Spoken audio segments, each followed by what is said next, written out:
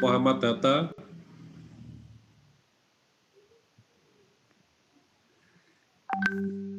Oke, sebelum saya mulai, mungkin saudara sudah dengar ada salah satu dosen saudara, teman saya, meninggal dunia.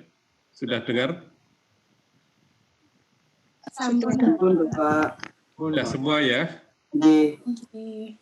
Pak Pras yang hari ini meninggal atau tadi malam, kemudian kalau nggak salah informasinya dimakamkan jam 9 dari rumah sakit UNS langsung ke pemakaman karena terindikasi COVID, jadi tidak dibawa ke rumah. Nah, pada kesempatan yang berbahagia ini, saya mohon kepada semua mahasiswa, mari kita mengeningkan cipta sejenak untuk almarhum Bapak Prasetyo, dosen saudara, teman sejawat saya, agar arwah beliau dapat diterima di sisinya, dan segala amal baiknya diterima dan dimaafkan segala dosa dan perbuatan yang kurang baik. Saya mohon teman-teman mahasiswa untuk bisa berdoa sesuai agama dan keyakinannya masing-masing. Berdoa mulai.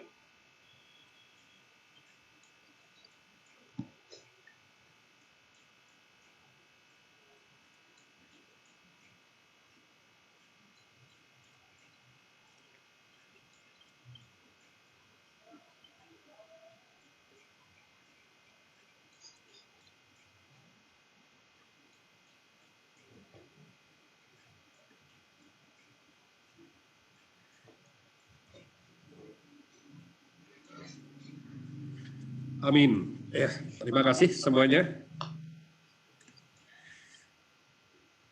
Saudara dengarnya dari mana? Sebelum beliau meninggal sudah pernah dengar peristiwa ini enggak? Belum, Bapak. Belum, Bapak. Belum, oh ya. Sama saya juga memang kemarin di kampus Fakultas Hukum memang sempat di lockdown sampai Jumat mau disemprot semuanya ya. Ternyata saya baru tadi pagi baca WA grup FH kok muncul innalillahi ya sudah. Ya itulah kehendak Allah yang tidak bisa kita ketahui sebelumnya dan tidak bisa kita hindari. Semua akan ke alam baka, hanya waktunya yang belum pasti. Baiklah, terima kasih kepada semua mahasiswa yang telah berkenan ikut mendoakan almarhum Pak Prasetyo. Semoga sekali lagi arwahnya diterima di sisinya dan segala kesalahan dan dosa semasa hidupnya diampuninya. Keluarga yang tinggalkan selalu diberikan kekuatan, ketabahan, dan insya Allah dapat menjalankan amanah orang tuanya almarhum Pak Pras, terutama Bu Pras, semoga dapat mengantarkan putra-putrinya ke masa depan yang lebih baik. Amin. Oke, mari Mbak Dia, kita mulai. Slide-nya, atau mungkin ada yang mau bertanya, silahkan, bebas saja. Biasanya mahasiswa itu banyak yang nulis kontrak.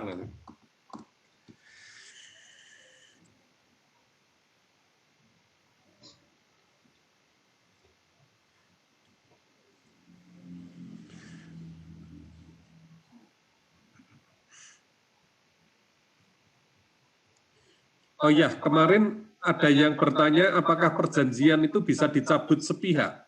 Ya, kemarin ada ya.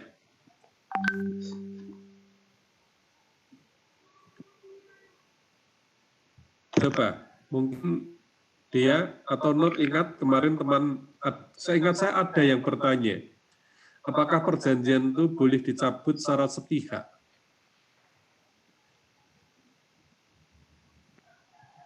Saya lupa ya Pak. Lupa.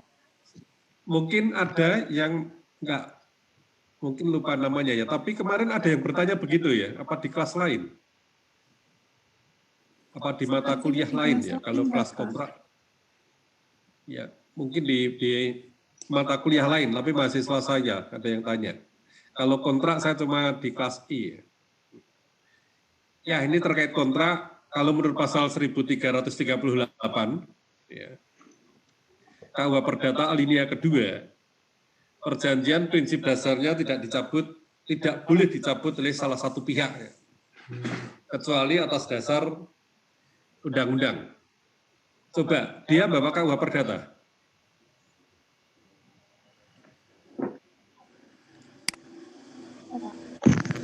Pak.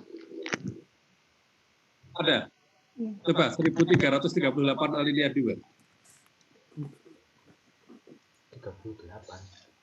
Suatu perjanjian tidak dapat ditarik kembali selain dengan sepakat kedua belah pihak atau karena alasan-alasan yang oleh undang-undang dinyatakan cukup untuk itu. Ya, jadi prinsip dasarnya menurut pasal 1338 alinea 2, perjanjian tidak boleh dicabut, tidak berdasarkan kesepakatan para pihak, kecuali ada alasan-alasan menurut undang-undang itu. Kira-kira, boleh nggak perjanjian dicabut oleh salah satu pihak?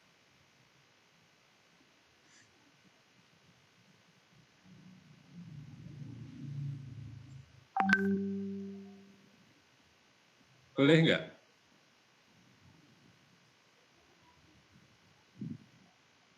Ragu. Boleh. Pemberian kuasa. Pemberian kuasa itu boleh dicabut oleh si pemberi kuasa. Ya. Jadi boleh dalam pemberian kuasa. Ya. Misalkan saya memberi kuasa kepada Aga. Gitu. Apa? Misalkan apa memperpanjang kendaraan. Nah kemudian saya tunggu kok lambat. Oke, akhirnya kuasa yang saya berikan kepada Aga saya cabut. Saya berikan kepada Yeni. Jadi kalau memberi kuasa boleh dicabut ya. Jadi boleh sepihak.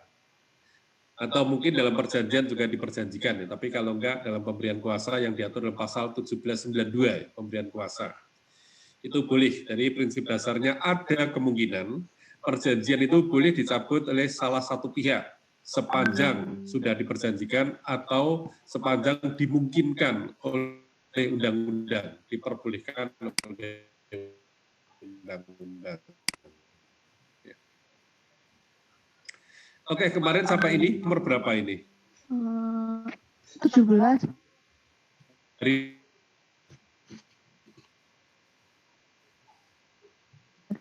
5.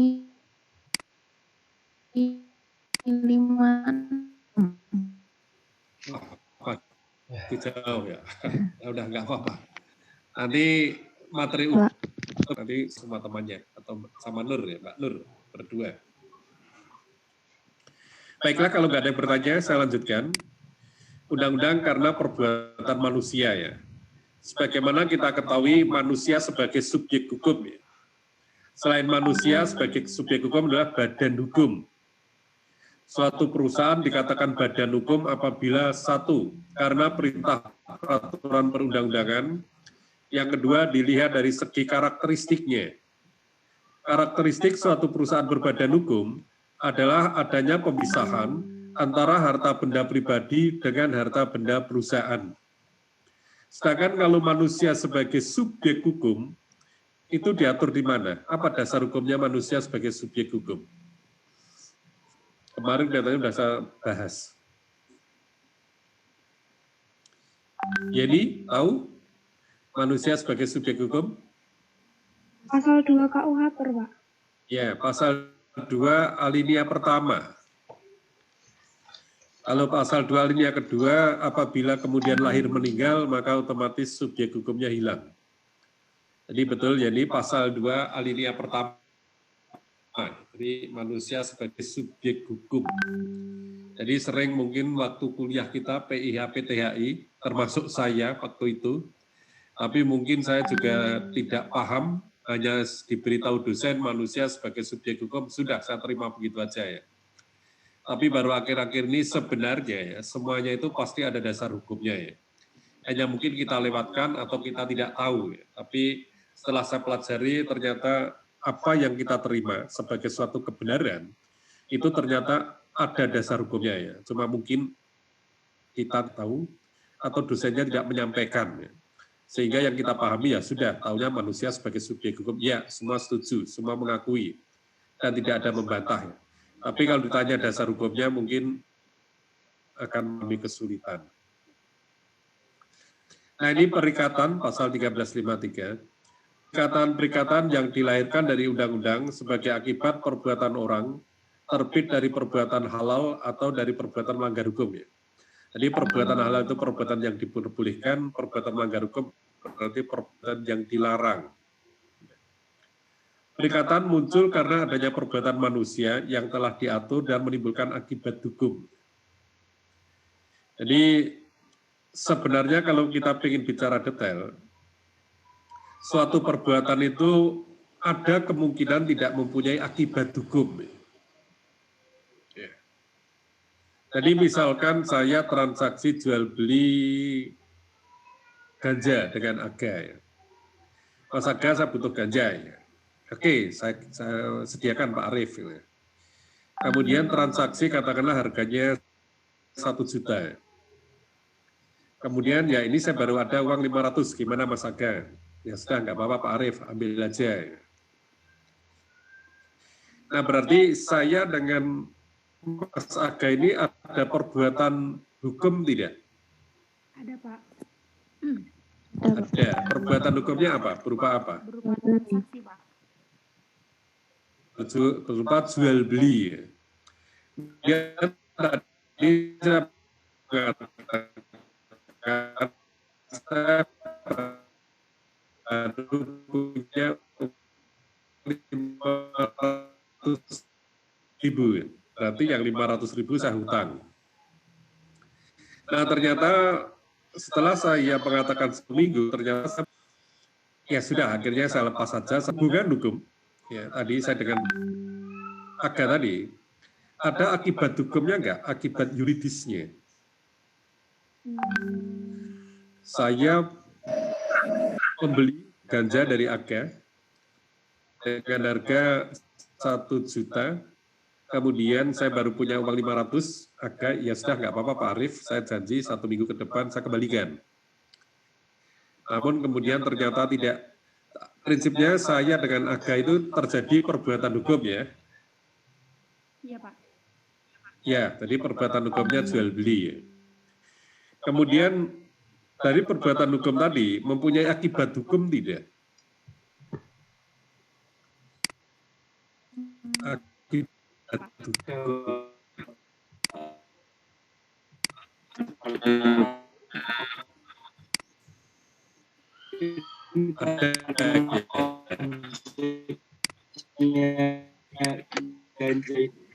Siapa? Varian. Oke, ya Varian. Gimana? Mungkin kalau yang saya tangkap akibat yuridisnya karena objek yang dijadikan transaksi ini ganja, Bapak. Itu mungkin jadi akibat yuridis dari transaksi itu, Pak. Jadi ada akibat hukumnya enggak? Akibat yuridis? Iya, Bapak, karena itu melanggar hukum. Nah ya, kalau melanggar hukum ada akibat hukumnya enggak? Perlindungan hukumnya, prestasinya. Kalau prestasi, kalau untuk prestasi saya agak kurang paham, Bapak. Kurang ya. Setiap perjanjian itu pasti melahirkan prestasi. Pasal 1234 ya, prestasi bisa memberikan sesuatu, berbuat sesuatu atau tidak berbuat sesuatu ya. Nah dari contoh saya tadi terjadi perbuatan hukum, iya terjadi perbuatan hukum jual beli. Apakah mempunyai akibat hukum? Tidak. Kalau kemudian saya yang masih sisa 500.000 tidak saya kembalikan, Aga secara hukum, secara yuridis tidak dilindungi haknya untuk menagih saya. Jadi kalau kemudian saya tidak mau membayar ya nggak masalah karena perlindungan hukumnya tidak ada. Karena objek perjanjiannya adalah objek perjanjian yang dilarang. Syarat sahnya perjanjian 1320 ya. Hal tertentu dan halal.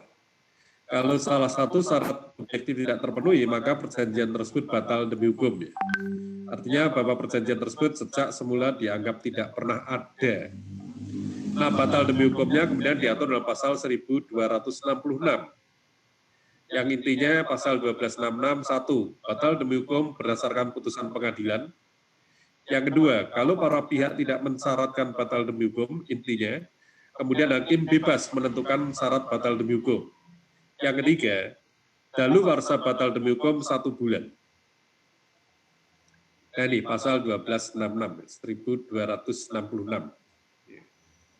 Maaf, Pak. Iya, monggo siapa yang mau tanya? Saya, Pak. Siapa? Nasya, Pak.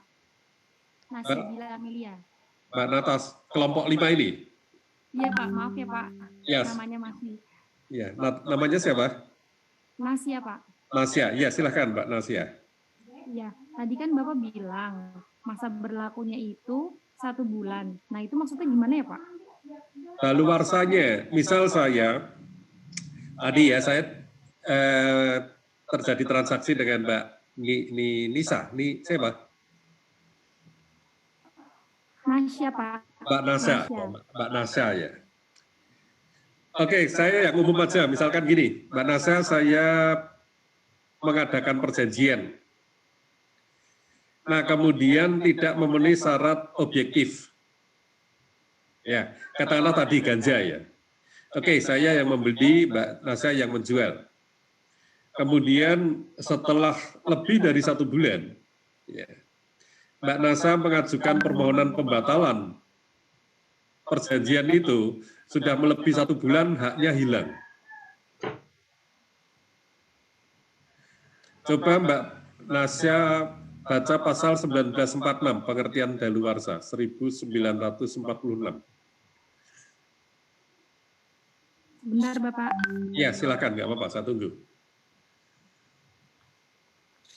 1946 ya, Pak? Ya.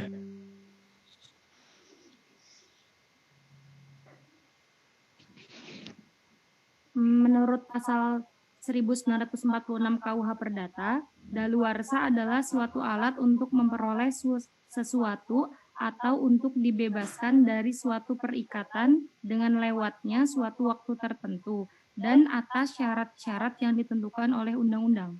Ya, jadi kalau kembali 1266 tadi 1 bulan, itu daluarsanya masa berlakunya 1 bulan. Tapi setelah 1 bulan lewat itu daluarsa. Artinya haknya sudah tidak bisa digunakan. Saya masih bingung deh, Pak.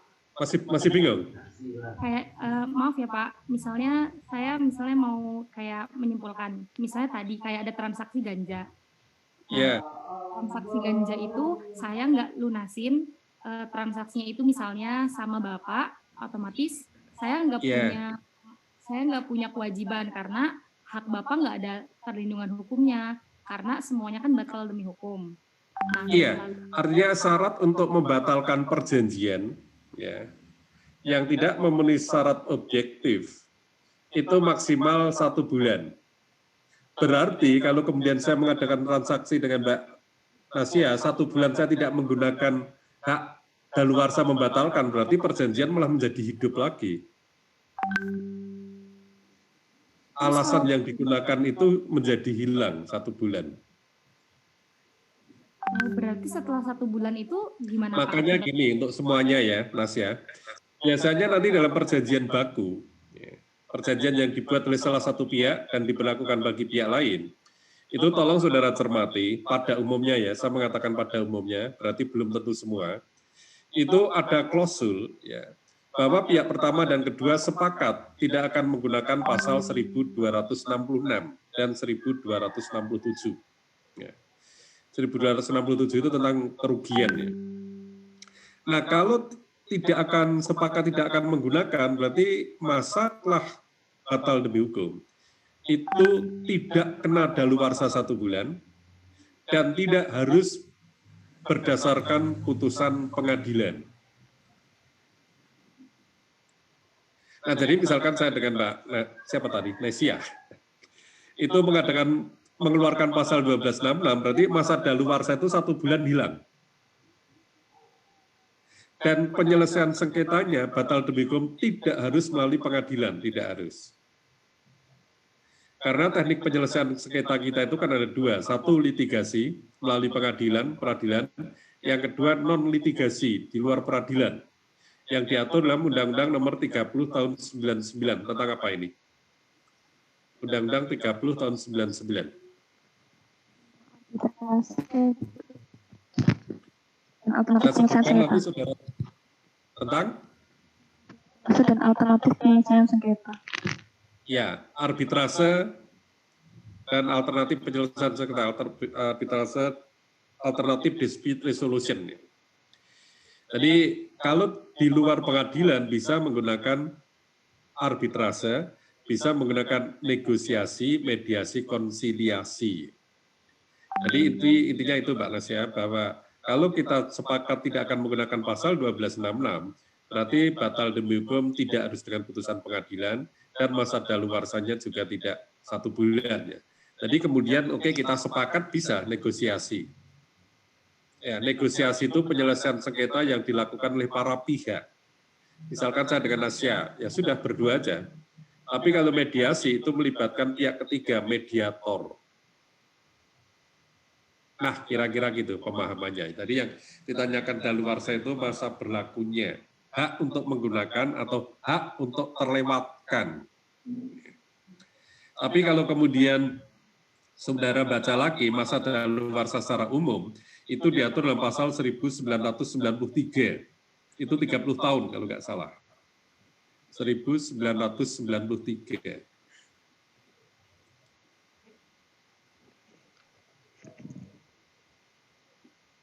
Pak, saya Betul, 1993.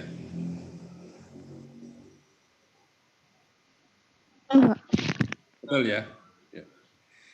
Oke, monggo, mungkin ada yang bertanya lagi? izin bertanya, Pak. Ya. Saya Muhammad Mirza. Tadi kan sudah dijelaskan bahwasanya itu ada payung hukum dan berdasarkan hukum subjektif yang bahwasanya itu salah satunya adalah halal. Nah, dalam konteks ini yang saya ingin tanyakan, apabila ada suatu keluarga, Pak, jadi mereka sudah mengetahui bahwa perbuatan tersebut itu haram, tapi mereka telah menyanggupi bahwasanya keluarga ini telah membuat kesepakatan, apakah juga nanti syarat hukumnya itu harus ada lagi atau bagaimana, Pak? Soalnya ini didiskusikan sesuai dengan kekeluargaan, bahwasanya mereka menganggap suatu perbuatan itu menjadi halal, gitu, Pak. Maksudnya gimana? Saya belum menangkap, Mirsa. Coba diulang pelan-pelan. Saya dengarkan. Putus-putus tadi. Iya. Baik, Pak. Tadi kan dijelaskan misal Pak Arief dengan Aga itu bertransaksi. Nah, itu mungkin dalam hal ini satu orang dengan orang lain itu masih asing. Tapi dalam konteks yang saya tanyakan itu, misal ini dalam hal kekeluargaan, Pak. Misal Aga dengan Pak Arief itu menjadi sebuah keluarga atau saudara. Nah, apakah juga pelindungan sama persyaratannya itu harus sesuai dengan hukum atau membuat persyaratan lagi sesuai dengan kesepakatan keluarga tersebut? Yang intinya. Oke, gini aja. Mungkin putus ini. Saya nangkapnya gini aja. Coba saya larikan kepada sumber perjanjian. Sumber perjanjian diatur dalam pasal 1339. Yang pertama, perjanjiannya itu sendiri. Yang kedua, kepatutan. Yang ketiga, kebiasaan. Yang keempat, undang-undang. Jadi kalau tadi Mirsa tanya, misalkan perjanjian, apakah undang-undangnya berlaku sepanjang sudah diatur dalam undang-undang dan para pihak tidak mengaturnya, maka undang-undang itu bagian dari perjanjian. Bagian dari perjanjian. Tapi kalau kemudian kita tidak ingin menggunakan pasal dalam undang-undang, ya berarti pasal dalam undang-undang itu kita keluarkan. Misalkan tadi, sepakat tidak menggunakan pasal 1266. Ya. Tapi kalau itu tidak ada dalam perjanjian, ya secara otomatis itu mengikat. Nah, kalau mungkin Mirsa masih ragu, saya tunjukkan lagi bahwa undang-undang itu bagian dari perjanjian, adalah unsur-unsur perjanjian. Unsur-unsur perjanjian ada 3 ya, esensialia, naturalia, accidentalia. Esensialia itu unsur yang harus ada dalam perjanjian, harus ada. Ya, misalkan jual beli, ada penjual, ada pembeli, ada uang, ada barang. Yang kedua, unsur naturalia, unsur yang sudah diatur dalam undang-undang tetapi tidak diatur dalam perjanjian. Berarti yang berlaku dalam undang-undang.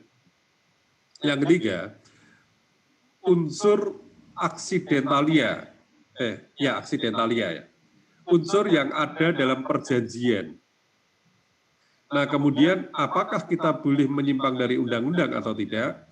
Kita paham dalam buku 3 KUH Perdata tentang perikatan, ya, itu pasalnya dikenal ada yang dwingenrecht dan aanvullendrecht. Dwingenrecht adalah pasal yang memaksa, aanvullendrecht adalah pasal yang melengkapi. Nah, kalau dwingenrecht berarti tidak boleh disimpangi dalam perjanjian. Tapi kalau aanvullendrecht boleh disimpangi dalam perjanjian. Nah, intinya itu, kalau kemudian dalam satu keluarga, kalau ada kasus pidana, kalau keluarga itu kan berlaku,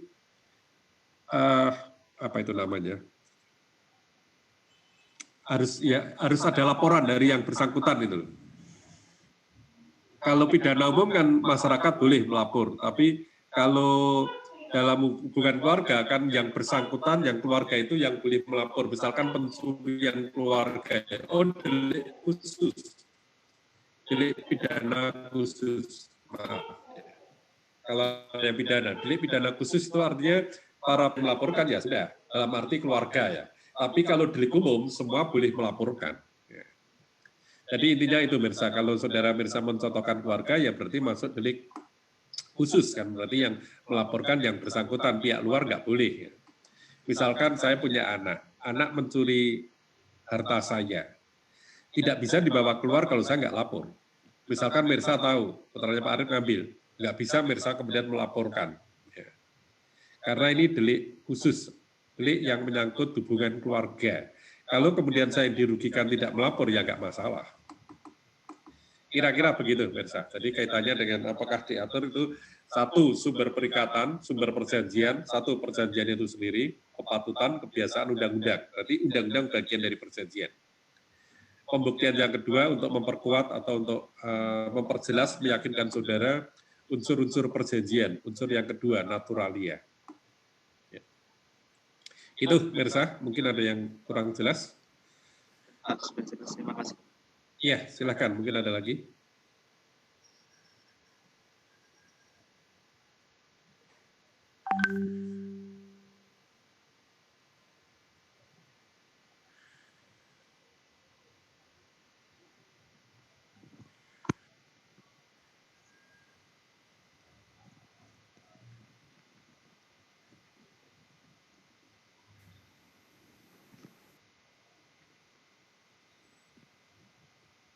Sepertinya nggak ada, Pak. Nggak ada. Oke, kalau nggak ada kita lanjutkan. Perbuatan manusia dapat berupa perbuatan menurut hukum yang diharuskan. Misalkan orang tua harus mengasuh anak. Perbuatan melanggar hukum pasal 1365. Lanjut.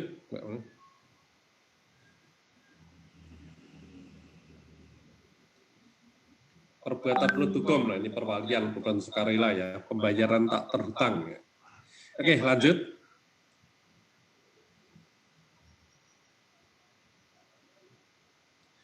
Ini yang 1365.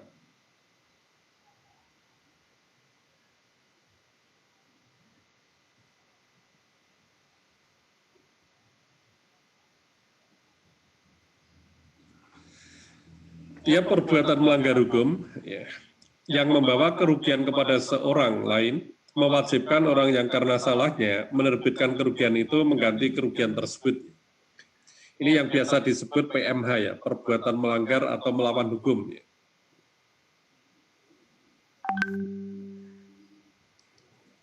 Ya, unsur-unsurnya perbuatan melanggar hukum, yaitu adanya perbuatan, dua adanya kesalahan, yang ketiga adanya kausal, hubungan sebab akibat, yang keempat adanya kerugian. Ya. Jadi perbuatan. Ya. Mungkin kalau perbuatan, kalau saudara pernah dengarkan sidangnya kasusnya Jessica, ada salah satu pengacara yang mengatakan yang dimaksudkan perbuatan itu adalah gerakan dari salah satu gerakan otot anggota tubuh. Jadi kecil sekali, jadi kecil pun bisa dikatakan perbuatan. Tapi kalau saya bahas pasal 1365 KUH Perdata, biasanya saya kaitkan dengan Ares Sugrat tanggal 31 Januari tahun 1919 tentang perbuatan melanggar hukum dalam arti luas. Sekali lagi, tentang perbuatan melanggar hukum dalam arti luas. Yang unsur-unsurnya yaitu adanya perbuatan melanggar melakukan ya unsur-unsurnya melakukan apa yang seharusnya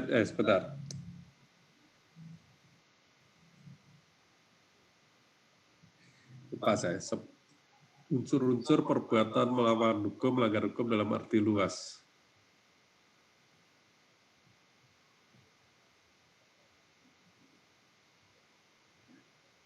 yang lupa ini saya.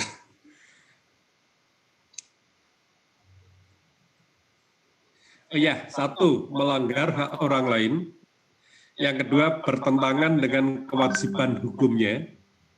Yang ketiga, bertentangan dengan kesusilaan, kepatutan, dan ketertiban yang dapat mengancam atau menimbulkan kerugian, baik terhadap jiwa maupun harta benda. Ya. Ini biasanya saya kalau menganalisis pasal 1365, itu saya sertakan perbuatan melanggar hukum dalam arti luas. Sebab kalau kita hanya menganalisis 1365, apa yang dimaksud perbuatan? Kalau tadi saya mengatakan perbuatan adalah gerakan dari salah satu otot anggota tubuh, berarti kecil kan? Pertanyaannya, kalau kemudian tidak terjadi perbuatan apapun, bisa nggak dikatakan terjadi perbuatan melanggar hukum? Nah, kalau konsep pertama adanya perbuatan, berarti gerakan anggota tubuh, ya, gerakan otot anggota tubuh, kalau kemudian tidak ada gerakan otot anggota tubuh, berarti menurut pasal 1365, unsur perbuatan kan tidak terpenuhi. Ya. Tetapi kalau kemudian saya dukung dengan Ares Sugrat tanggal 31 Januari tahun 1919, ya. Yang pertama melanggar hak orang lain, yang kedua bertentangan dengan kewajiban hukumnya sendiri. Yang sering saya contohkan adalah kasusnya Zarima. Mungkin saudara pernah dengar. Saya kasus yang kedua. Waktu itu Zarima ditemukan di sebuah kamar di hotel dengan temannya laki-laki, bukan muhrimnya, bukan suaminya, dan ditemukan sabu-sabu. Kemudian Zarima ditangkap oleh polisi dengan tuduhan telah terjadi perbuatan melanggar hukum. Nah, kira-kira dari kasus itu perbuatan melanggar hukumnya Zarima apa? Ditemukan Zarima perempuan dengan temannya laki-laki, bukan muhrimnya, bukan suaminya, di sebuah kamar di hotel dan ditemukan sabu-sabu. Ya. Sehingga kemudian Zarima ditangkap dengan tuduhan telah terjadi perbuatan melanggar hukum. Kira-kira asumsi saudara melanggar hukumnya itu apa? Dari contoh tersebut. Karena ada sabu-sabu, Pak. Membawa sabu-sabu, Pak. Karena ada sabu-sabu, apa karena ada sabu-sabu kemudian bisa dikatakan terjadi perbuatan melanggar hukum? Sabu-sabu, oke, ada sabu-sabu. Zarima tidak menggunakan sabu-sabu, tidak.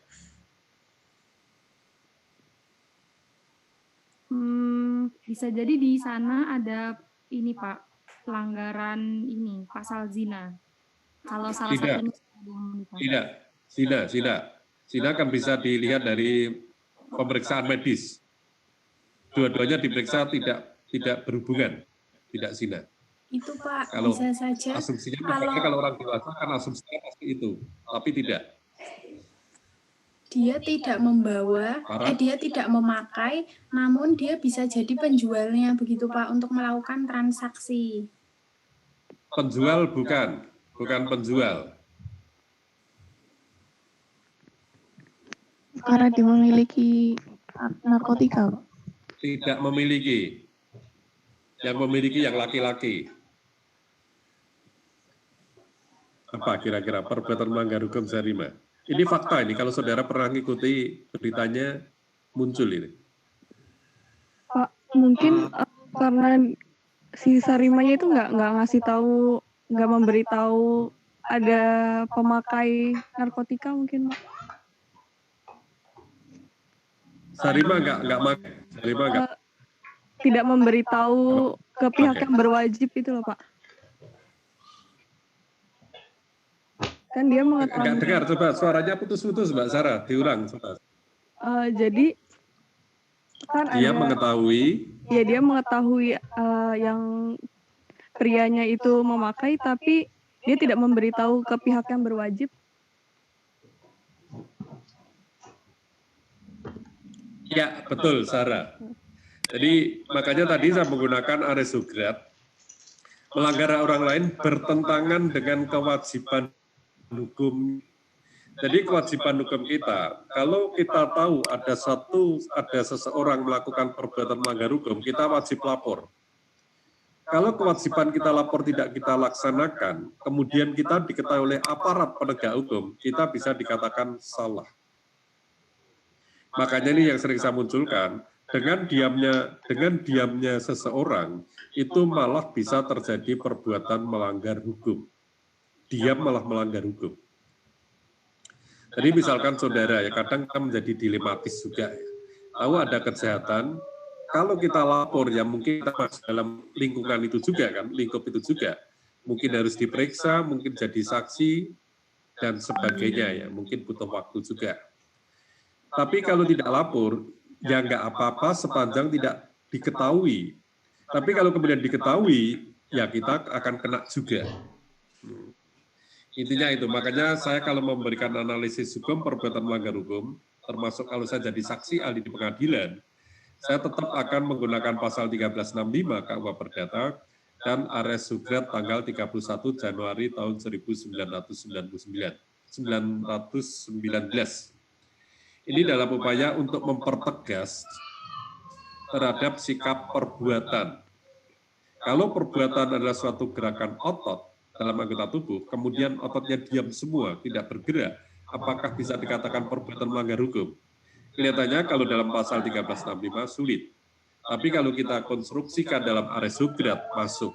Jadi secara benar. Jadi seseorang yang tahu tidak memberikan laporan kepada yang berwajib itu malah bisa dikatakan menjadi salah perbuatan melanggar hukum. Jadi dilematis. Jadi mungkin kalau saudara berada pada suatu tempat yang di situ ada suatu perbuatan yang terlarang, nah itu kadang kan kita berada pada suatu tempat mungkin bukan kehendak kita ya. Di sana tadinya aman, kemudian terjadi sesuatu. Nah, kalau kemudian kita diam dan tahu diam kita itu diketahui oleh aparat penegak hukum, kita bisa dikatakan telah terjadi perbuatan melanggar hukum. Karena tidak menyampaikan sesuatu tentang terjadinya perbuatan melanggar hukum, yang mana secara Ares Sugrat kita wajib menyampaikan. Tadi unsur pertama yang kedua, melanggar dan tidak melanggar orang lain bertentangan dengan kewajiban hukumnya, itu melanggar peraturan perundang-undangan yang tertulis yang diatur dalam pasal 7 angka 1 dan pasal 8 angka 1 Undang-Undang nomor 15 tahun 2019 tentang pembentukan peraturan perundang-undangan. Sedangkan unsur yang ketiga itu melanggar hukum yang tidak tertulis, bertentangan dengan kesusilaan, kepatutan, dan ketertiban yang dapat mengancam atau menimbulkan kerugian baik terhadap jiwa maupun harta benda. Tapi kalau saudara baca literatur biasanya ada 4, 1, 2, yang ketiga tadi yang saya sebutkan itu menjadi 2, jadi 3, 4, tapi saya rangkum menjadi 1. Jadi unsur yang ketiga melanggar hukum yang tidak tertulis. Sebagaimana dalam sistem hukum kita, sumber hukum kita itu mengenal 1, peraturan perundang-undangan, 2, traktat, 3, perjanjian, 4, jurisprudensi, 5, hukum kebiasaan, 6, doktrin.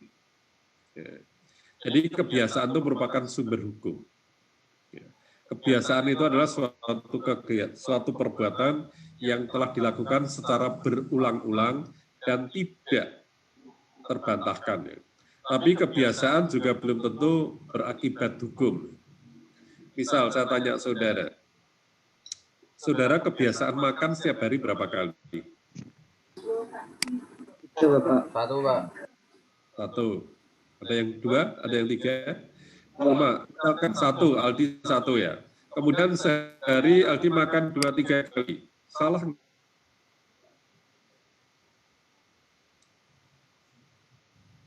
Enggak salah kan? Hanya kebiasaan itu kebiasaan yang tidak mempunyai akibat hukum boleh.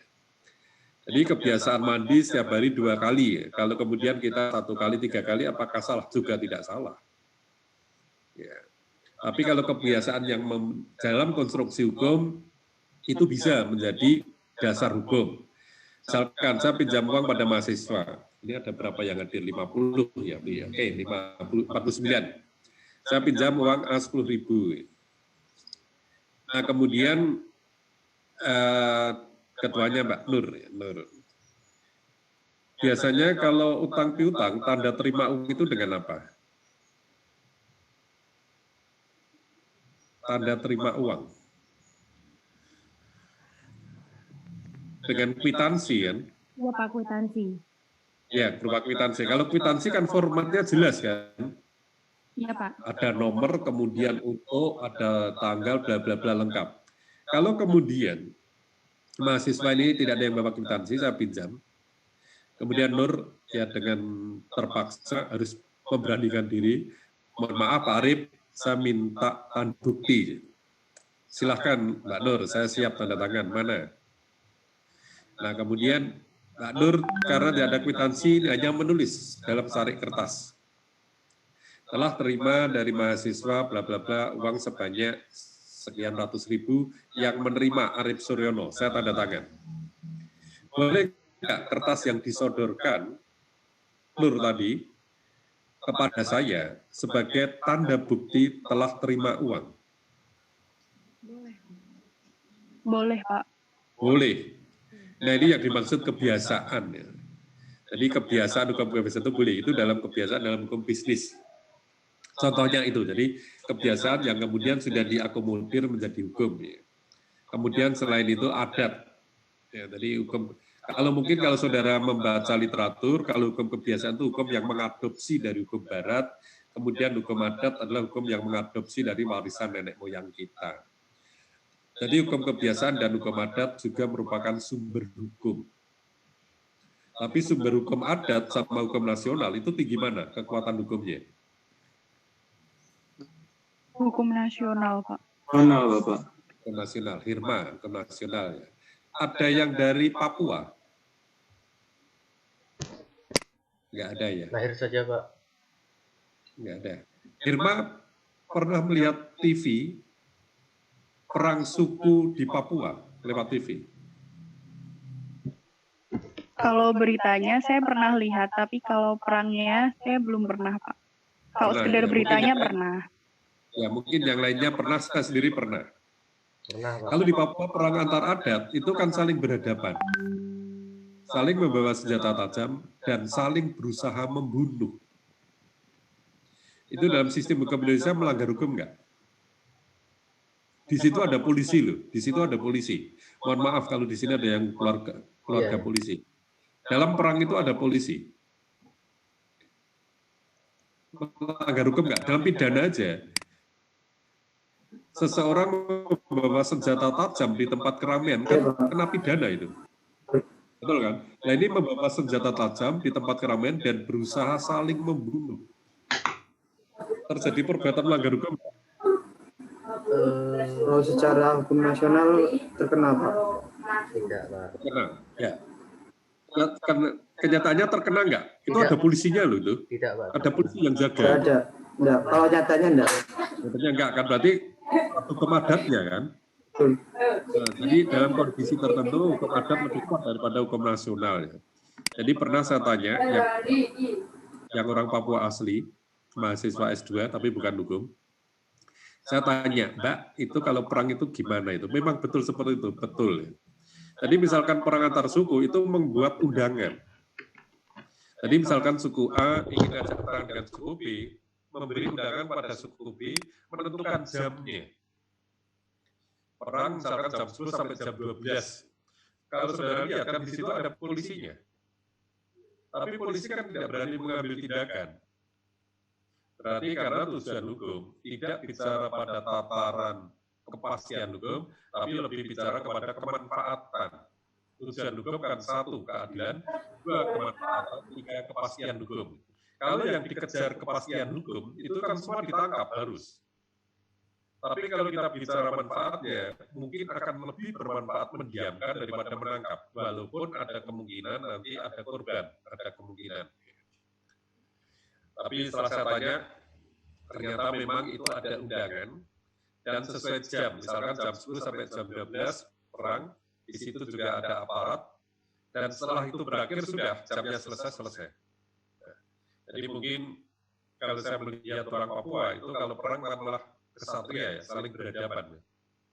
Tidak main dari belakang, tidak nusuk dan sebagainya, saling berhadapan dan selalu bergerak. Memang karena perang di Papua akan membawa panah dan tombak ya, jadi kan kalau selalu bergerak kan sulit dibidik. Paling akhirnya asal nembak aja entah siapa yang kena. Itu jadi hukum adat mungkin dari Bali juga ada, hukum adat Nyepi.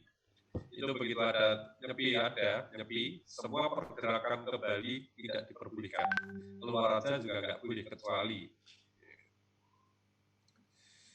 Kemudian di Bali juga mungkin kalau ada yang Bali pakai udeng, kopi yang cuma separuh itu saya pernah tanya, katanya kalau sudah pakai itu, kemudian tidak pakai helm nggak apa-apa. Itu hukum adatnya. Kadang saya berpikir, kita orang Jawa, katakanlah Solo, Jogja, apa pernah kita minta dispensasi, pada saat kita berbusana Jawa, itu dibebaskan dari hukum nasional. Misalkan mbak ini, tapi wisudanya pakai, misalkan nanti wisuda sudah tertib. Kira-kira mbak ini sanggulan kan nanti. Pasti pagi-pagi jam 3, jam 4 sudah ke salon ya. Pertanyaan saya, mohon maaf. Bagi yang tidak punya mobil, seandainya naik sepeda motor, pakai helm enggak? Kalau yang sekitar kampus jarang pakai helm untuk mahasiswa. Kalau di survei, mahasiswa paling banyak pelanggaran mahasiswa itu tidak memakai helm yang di sekitar kampus. Alasannya apa? Enggak praktis Pak, pakai helm cuma dekat kan gitu. Padahal juga salah. Nah itu kadang saya berpikir ya, kenapa misalkan kita sedang pakai kejawen, ya. Tapi kalau ibu mungkin sudah dari salon, kemudian bawa helm, iya, tapi helmnya kan tidak dipakai, malah dipegang kan. Takut nanti sandulannya rusak, nah, padahal risikonya kan lebih besar. Kadang saya berpikir, kenapa tidak mengikuti Bali dari kondisi tertentu, pakai kejawen, ya jangan kemudian diharuskan pakai helm ya, karena pasti merusak tatanan. Dan akhirnya ya helmnya cuma dipegang di atas kepala kan. Nah itu kira-kira jadi hukum adatnya bisa lebih tinggi ya. Jadi tergantung dari adat di mana dan tergantung siapa yang masih menghormati dan memperlakukan adat tersebut. Nah ini kembali pada perbuatan melanggar hukum. Jadi kalau sumber perikatannya melanggar undang-undang, berarti kerugiannya bisa dibidik pada pasal 1370. Silahkan kalau mau yang baca. 1370 itu mengatur tentang kematian dan cacat. Sudah ada yang bawa? Dia Ramadhani?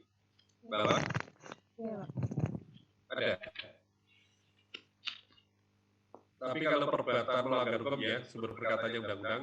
Tapi kalau bahan prestasi, sumber perkataannya perjanjian, unsur kerugiannya diatur dalam pasal 1243 ya. Biaya, rugi, dan bunga atau keuntungan. Tapi kalau perbuatan melanggar hukum diatur dalam pasal 1370. Coba saya sebutkan dia, perhatikan, benar enggak? 1370 itu mengatur tentang kematian dan cacat. Betul? Betul. Ya, kemudian 1371 mengatur tentang kerugian atau biaya. Iya, Pak. Ya. Kemudian yang ketiga, pasal 1372 itu mengatur tentang pencemaran nama baik dan penghinaan atau penghinaan. Betul. Ya, itu tadi.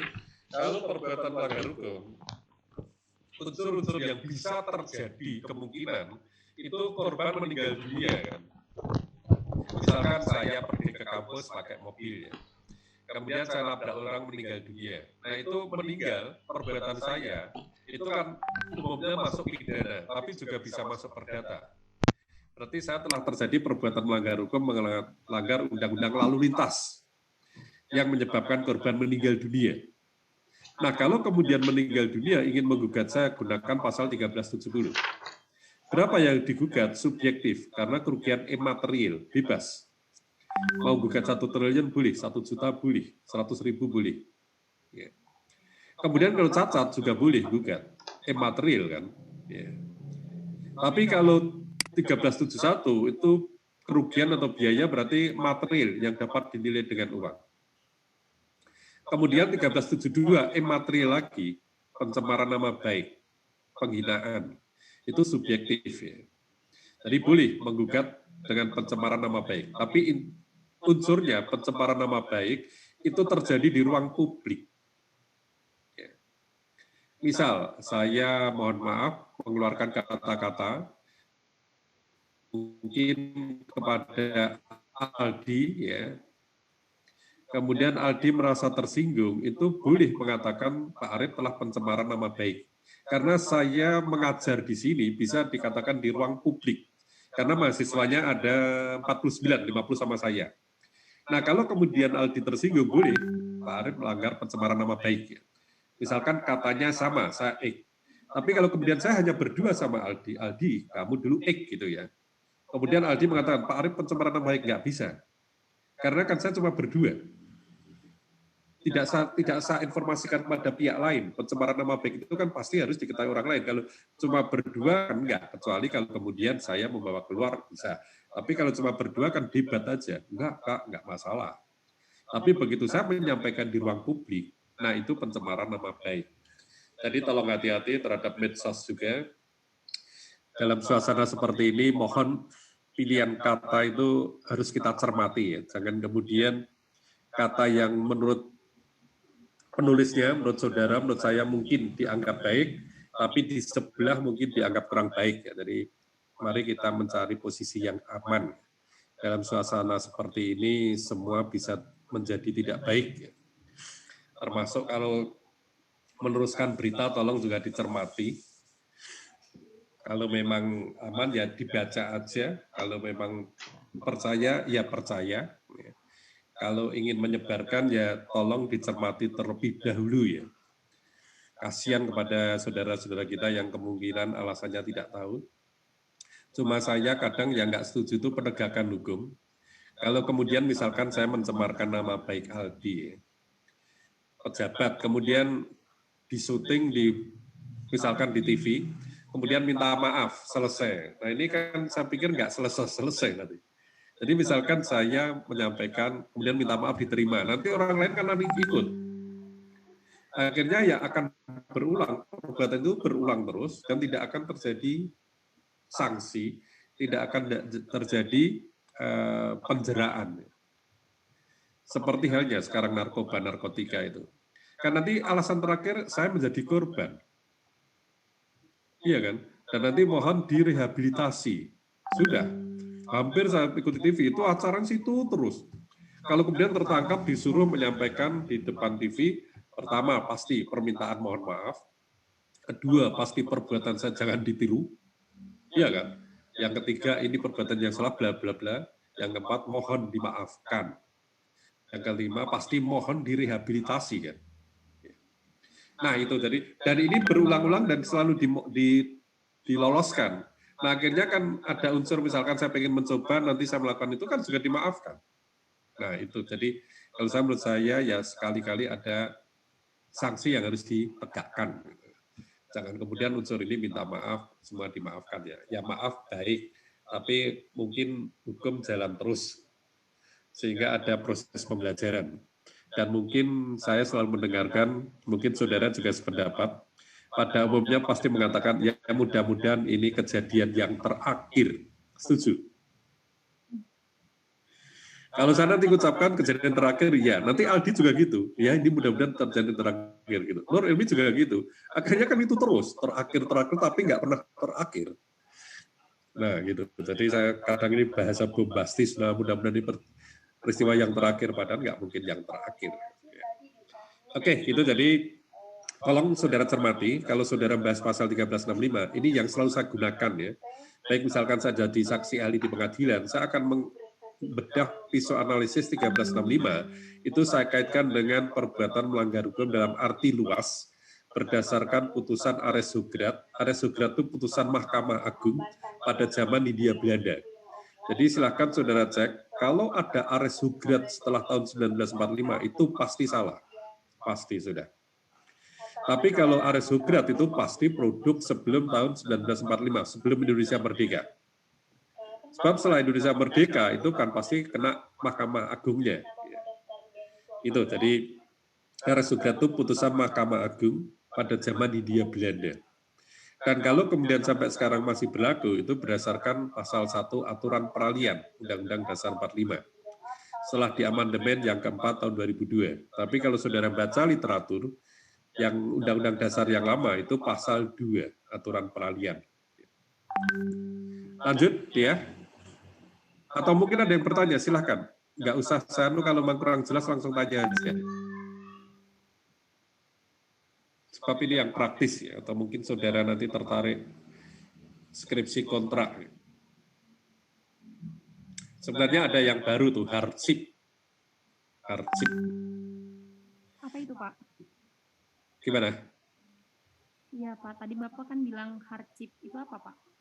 Hardship itu ada yang menyamakan dengan hampir dengan force majeure. Kalau force majeure itu kan pasal 1244, 1245, 1444, 1445 ya. Tapi kalau hardship itu bukan dan belum diatur dalam sistem hukum kita.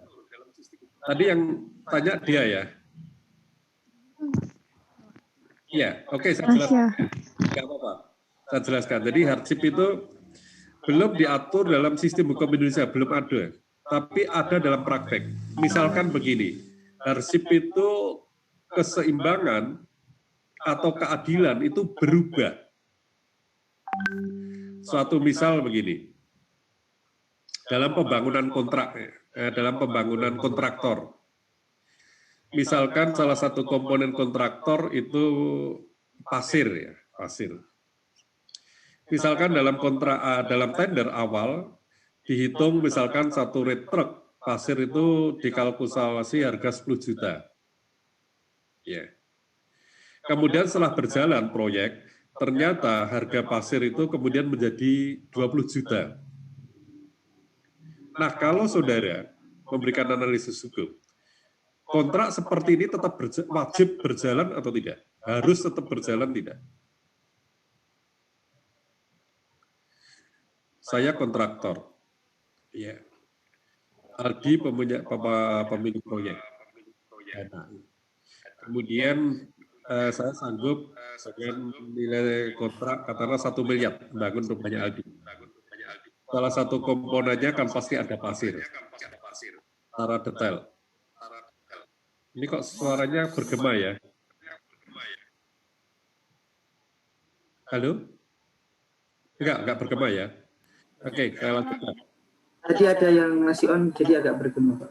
Oke, ya, saya lanjutkan ya. Jadi saya pegang proyeknya Aldi. Kemudian salah satu komponen tadi pasir, saya hitung dalam draft. Tender tadi 10 juta, satu rit. Kemudian berjalan separuh, ternyata naik 20 juta. Nah, secara hukum, saya tetap berkewajiban melaksanakan atau saya boleh mengatakan force majeure. Kalau force majeure itu keadaan kahar, keterhalangan untuk berprestasi.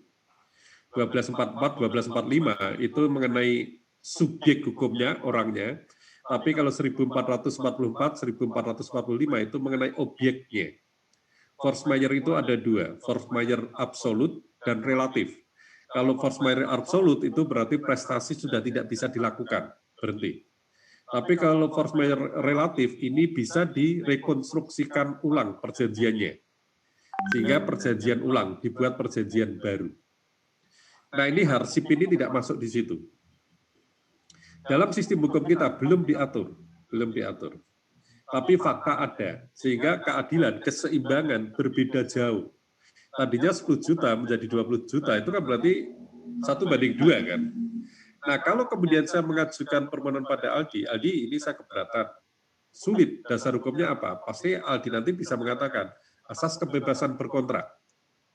Sudah sepakat kan? Harus jalan. Etika baik. Sejak awal kontraktor jangan hanya berpikir keuntungan. Kerugian juga harus menjadi pertimbangan. Hilang kan kita. Nah, kalau kemudian kita bicara konsep keadilan, keseimbangan, kesetaraan, kemudian gap-nya berbeda jauh, nah inilah yang dimaksud hardship. Tapi hardship itu belum diatur dalam peraturan perundang-undangan kita dan belum masuk jurisprudensi, belum masuk. Dalam fakta persidangan itu hakim juga belum memahami tentang hardship. Tapi ini di APHK, Asosiasi Pengajar Hukum Keperdataan, kebetulan saya aktif di sana, dan akan merumuskan tentang rancangan naskah akademik Undang-Undang Perikatan Nasional. Sebenarnya mau difinalisasi bulan Agustus September di Untak Semarang, tapi karena COVID belum jadi. Jadi salah satunya pesan yang ingin dimasukkan adalah hardship. Jadi silahkan kalau saudara tertarik, hardship itu ada yang membawa ke force majeure tapi tidak bisa. Tapi debatnya nanti kalau saudara tertarik, itu debatnya pasti pada asas kebebasan berkontrak dan etikat baik. Apakah kemudian bisa merubah perjanjian? Nah, syarat merubahnya kan 1338 itu kan harus kedua belah pihak. Kalau merubah berarti ada reschedule terhadap perjanjiannya. Nah, kalau reschedule ya tergantung Aldi bisa menerima enggak, gitu kan. Nah, kalau kemudian Aldi kekeh udah nggak mau, pokoknya saya untung ya itu lain lagi. Tapi kalau kemudian ada rasa keadilan Aldi, oh ternyata oh iya ya Pak Arif juga nggak nyaman juga kok berbandingnya terlalu tinggi. Tapi kemudian yang harus dihitung ulang itu hanya yang pasir, jangan nilai semua enggak. Itu cara menghitung normatifnya hardship itu kira-kira. Kalau saudara tertarik silahkan. Kemarin pada waktu seminar, saya mewakili teman-teman dosen, saya bicara tentang itu, hardship. Yang diundang kemarin mahasiswa S1, S2, S3 di kampus. Tadinya mau lewat Zoom, saya nggak sependapat sama Pak Pran. Sebab kalau lewat Zoom kuliah seperti ini kurang banyak tantangan menurut saya. Tapi kalau tatap muka langsung kan bisa dikejar, bisa ditanya dengan detail. Itu ya, jadi silahkan kalau ada yang pegang arsip, tapi kalau di luar negeri memang sudah ada, tapi dalam sistem hukum Indonesia saya berani mengatakan belum ada, karena itu bagian yang akan kita bahas. Ya. Tapi kebanyakan sekarang pasti mahasiswa banyak bicara force majeure. Ya. Force majeure itu ada batasannya enggak, kalau kita pegang 1244, 1245 enggak ada batasannya, ya, tergantung undang-undangnya. Tapi kalau bicara perjanjiannya, batasannya ada dalam perjanjian. Misalkan bencana alam masuk dalam force majeure, ya. Tapi kalau saudara baca literatur, pada umumnya yang dimaksud force majeure itu adalah dicontohkan bencana alam dan huru-hara pada umumnya. Mari, silakan. Mungkin ada yang mau bertanya? Pak, saya izin bertanya, Pak. Ya, silakan. Fadri Aziz. Fat Aziz. Saya masih sedikit bingung yang hardship tadi itu loh, Pak. Itu kalau gimana ya, kayak contohnya itu saya masih bingung, Pak, yang hardship itu, Pak. Yang tadi ya, oke, tadi saya mencontohkan saya dengan Aldi ya. Misalkan Aldi mau bangun rumah, kemudian saya pemborong. Kemudian tender kena angka 1 miliar. Kemudian salah satu komponennya itu kalau saya borong pembangunan rumah itu kan pasti semua komponen saya hitung kan. Saya serahkan Aldi, oh ini realistis lah. Sebab kalau terlalu tinggi nggak mungkin, kalau terlalu rendah juga menjadi pertimbangan kan. Ini nanti kualitasnya bagus ya. Nah kemudian salah satu contohnya tadi saya pasir ya. Kalau bangunan rumah kan pasti ada pasir. Katakanlah itu saya hitung satu rate 10 juta. Katakanlah. Berjalan separuh, kemudian ternyata naik menjadi 20 juta. Nah, kalau kemudian saya ingin menyampaikan kepada Aldi, tolong mari kita rekonstruksikan perjanjian khusus poin ini. Alasannya apa Pak Arif? Alasannya pada saat saya membuat draft perjanjian dengan Aldi pembarongan, saya menulis harga 10 juta. Memang fakta 10 juta. Tapi setelah berjalan ternyata menjadi 20 juta. Nah, ini kan akhirnya saya menyampaikan kepada Aldi, gimana Aldi? Ini artinya proporsionalitasnya menjadi tidak imbang. Ya. Keadilannya menjadi tidak adil, karena melebihi. Proporsionalitasnya juga keluar dari proporsionalitas. Ya. Kesetaraannya juga keluar dari itu. Nah, akhirnya saya menyampaikan.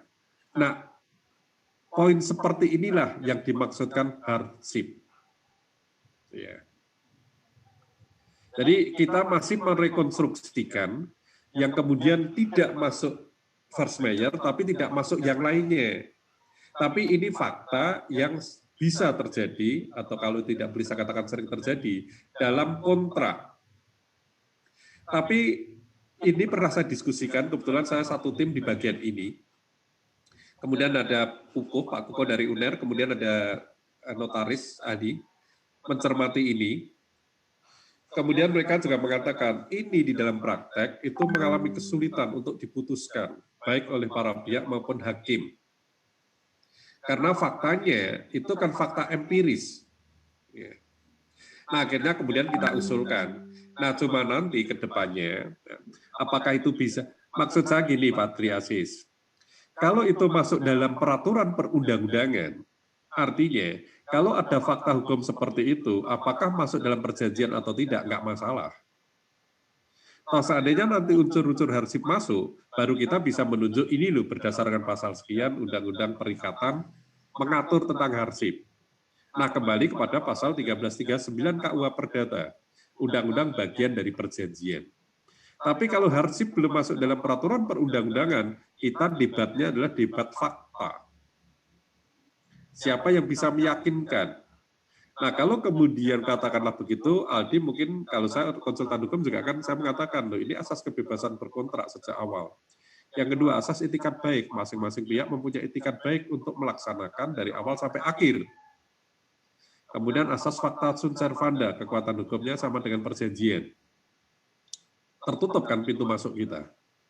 Tapi kalau kemudian harsip dimasukkan dalam peraturan perundang-undangan, nah berarti secara otomatis undang-undang bagian dari perjanjian. Cuma definisi harsip ini yang harus tegas. Itu Aziz. Jadi memang ini masih kemarin kebetulan saya di tim ini dan saya ikut membahas ini. Jadi saya bisa menyampaikan walaupun di luar negeri sudah ada, iya. Tapi dalam sistem hukum Indonesia belum diatur. Nah, kalau dikatakan ini apa? Kalau saya mengatakan rechtsfinding, menemukan hukum. Bukan membuat hukum. Kalau membuat hukum kan judge makes law, hakim sebagai pembuat undang-undang. Tapi kalau rechtsfinding itu menemukan hukum. Kalau saya ditanya apa alasannya, saya rechtsfinding aja udah. Tinggal nanti dalam perdebatan keilmuan, kebenaran suatu ilmu itu apabila didukung oleh kalangan ilmuwan yang sejenis. Jadi kalau kemudian saya menyampaikan, kemudian para pihak pakar, bukan saya ya, karena tim, menyetujui ya sudah, itu menjadi suatu kebenaran. Dan alangkah baiknya kalau kemudian masuk dalam undang-undang. Nah ini misi kita, Fadli, Aziz, bahwa APHK, Asosiasi Pengajar Hukum Keperdataan, salah satu poinnya ingin memasukkan harsip. Itu, Aziz. Baik Pak, terima kasih. Ya, silakan mungkin yang lainnya.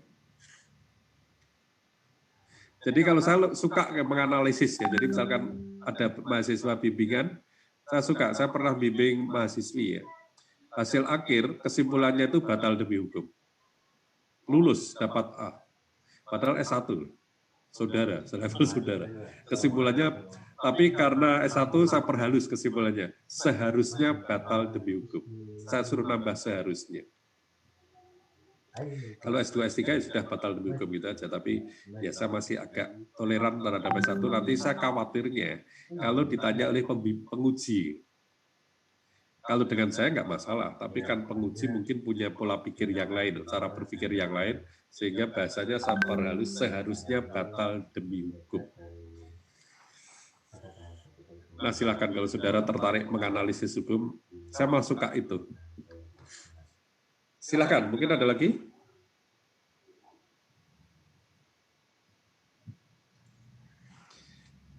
Oke, kalau nggak ada kita lanjutkan perjanjian atau kontrak ya. Jadi kuliah awal saya sudah mengatakan perjanjian sama dengan persetujuan, sama dengan kontrak, sama dengan kesepakatan, sama dengan transaksi. Menurut Arif Suryono ya.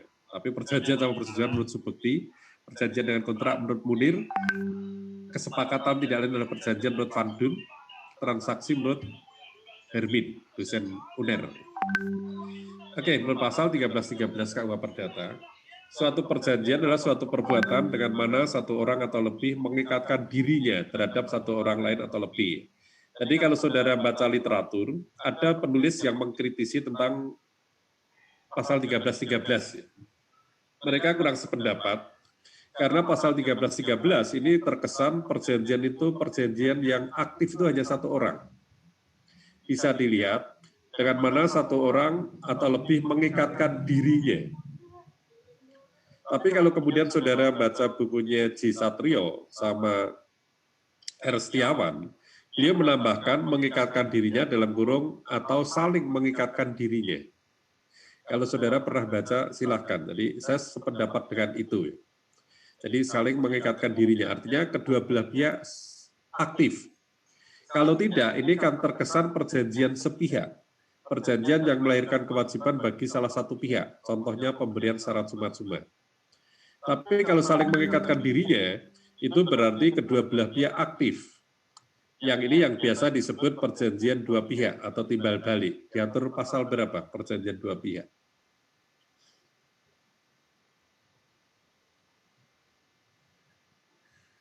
Faiz? Halo, Faiz?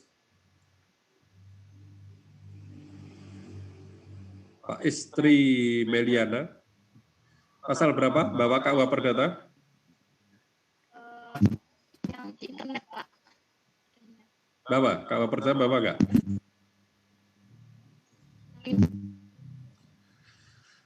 Ini pengertian perjanjian ada dua ini, diatur dalam pasal 1314. Silahkan kalau ada yang baca.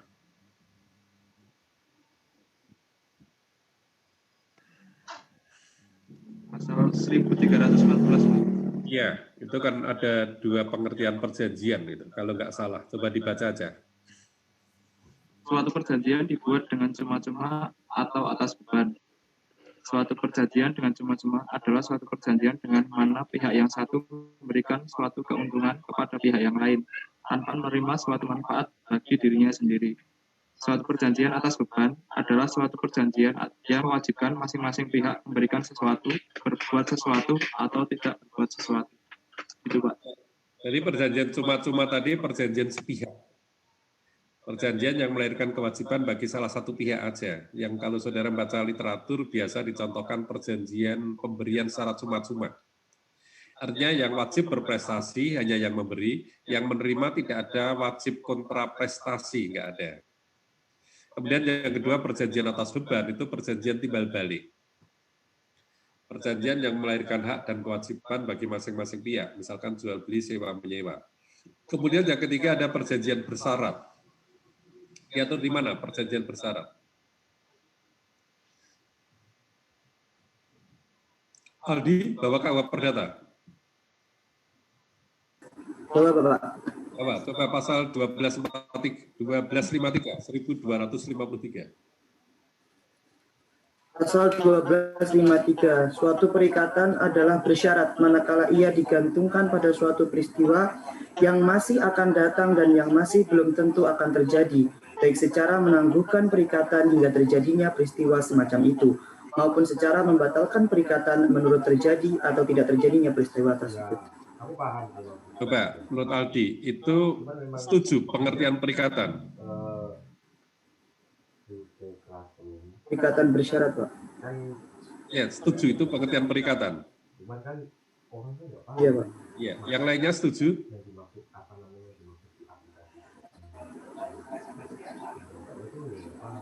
Coba, kalau saya itu lebih tepat perjanjian bersyarat, bukan perikatan.